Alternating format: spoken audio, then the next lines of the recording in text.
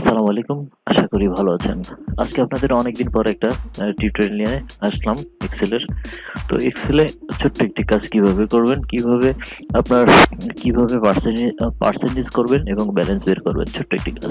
এরপর আরো জটিল ফরম্যাট নিয়ে আসবো, সহজভাবেই বুঝাই দেব। তো চলুন শুরু করা যাক। জাস্ট প্রথমে আমি আমার এক্সেল ওপেন করলাম। এক্সেল ওপেন করার পর এখানে লিখলাম নেম। নেমের পর লিখলাম টার্গেট।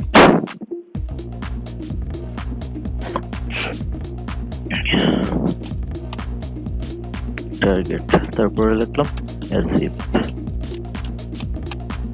অ্যাসিড জাস্ট, তারপরে পার্সেন্ট, তারপর হচ্ছে ব্যালেন্স। লিখার পর একটু বোল্ড করতে পারেন।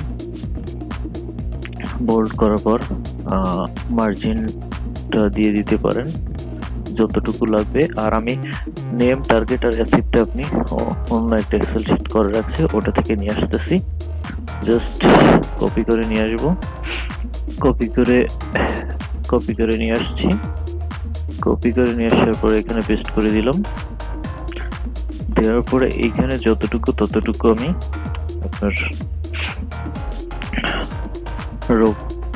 রো দিয়ে টিক করে দিলাম। তারপর হচ্ছে আপনার এটা থেকে গেল। সুন্দর দেখার জন্য একটু পয়েন্টগুলো ছেড়ে নিলাম। এখন হচ্ছে এই বর্ডারটা একটু কালার করে দিচ্ছি সুন্দর দেখার ক্ষেত্রে। জাস্ট কালারে ক্লিক করলাম, কালার করে দিলাম। লেখাগুলো একটু মিডিলে নিয়ে যাই। এখন হচ্ছে আপনি কত পার্সেন্ট এটার ভ্যালু হয়েছে মনে করেন যে প্রথমে পার্সেন্টেজ বের করতে হলে আগে আপনার অ্যাসিড ভাগ টার্গেট যখনই দিবেন তখনই এরকম অ্যামাউন্টটা চলে আসবে। চলে আসার পরে আপনি কিবোর্ড থেকেও পার্সেন্টেজ দিতে পারেন, আর এই পার্সেন্টেজ আছে এটা দিয়ে আপনি ড্র্যাগ করে দিবেন। জাস্ট ক্লিক করলাম, চলে আসছে।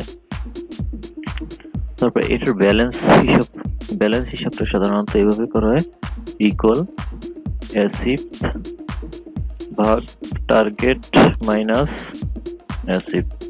ব্যালেন্সটা এটাই আছে। ড্র্যাগ করে টেনে দিলাম। টেনে দেওয়ার পর এখানে দেখতে পাচ্ছেন যে এটা দেখাচ্ছে যে এই নামটায় আপনার রয়েছে কত পার্সেন্ট। এই নামটা রয়েছে 27%। তার মানে এখন এটা যদি আপনার 100 করতে হয় তাহলে 45,352 টাকা দরকার, এই জন্য প্লাস। আর নিচেটা দেখেন 119% হয়েছে, যার কারণে এটা মাইনাস শো করতেছে, মানে এইটা ওভার হয়ে গেছে। এটি মাইনাস হয়ে গেছে, কারণ হচ্ছে ওভার হয়ে গেছে।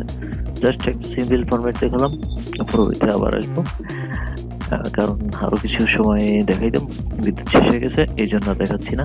তো লেটস আবার দেখা হবে। চ্যানেল সাবস্ক্রাইব করুন, আর করে থাকলে ধন্যবাদ। আর লাইক, কমেন্ট, শেয়ার করুন পরবর্তী নতুন ভিডিও পাওয়ার জন্য। আল্লাহ হাফেজ।